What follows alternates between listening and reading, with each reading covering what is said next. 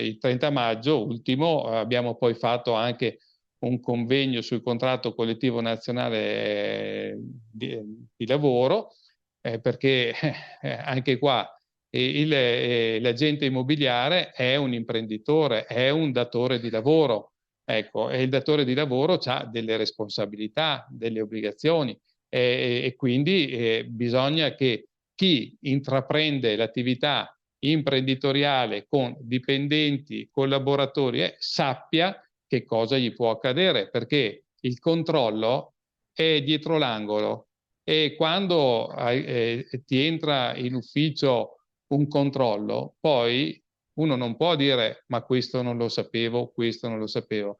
Allora la federazione in maniera preventiva cosa fa? Il collegio, noi tutti, no?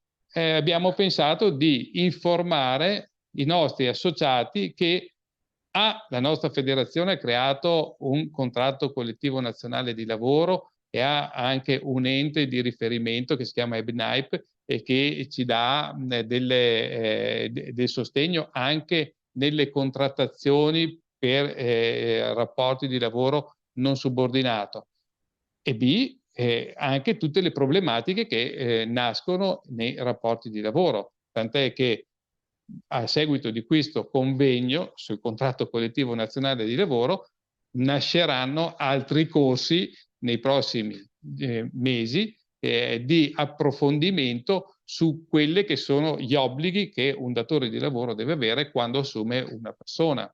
Ecco, a questo convegno che abbiamo fatto all'interno della Camera di Commercio, quindi anche qui in una location importante, sono intervenuti il nostro vicepresidente nazionale Luca Ronca, che ha la delega appunto alla divulgazione di questo contratto collettivo nazionale di lavoro, ma anche è intervenuta la dottoressa Cinzia Spinarolli, che è la responsabile del processo di vigilanza dell'Istituto dell'Ispettorato del Lavoro di Verona.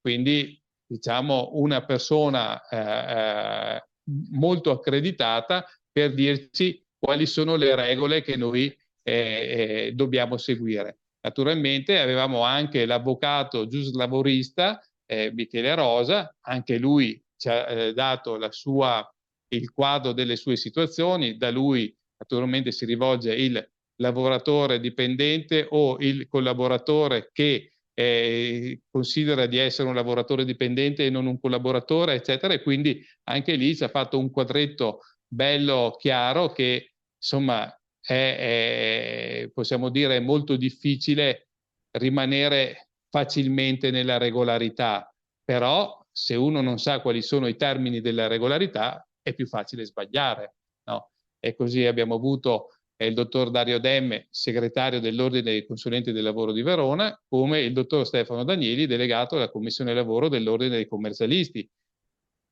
Ha chiuso, anzi ha aperto e chiuso anche questo convegno il dottor Pietro Scola, che era il dirigente della Camera di Commercio di Verona, delle sezioni Albi e Ruoli.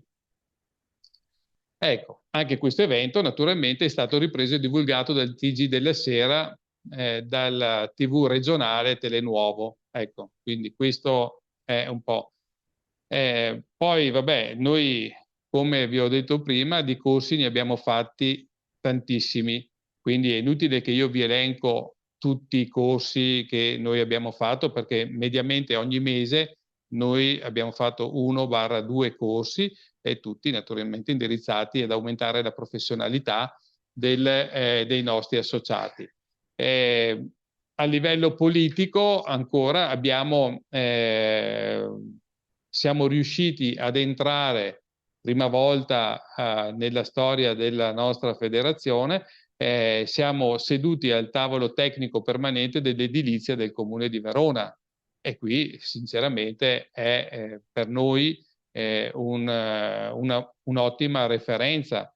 Il tavolo dell'edilizia dove si discutono appunto i regolamenti e le leggi regionali piuttosto che le leggi nazionali e come applicarle sul territorio.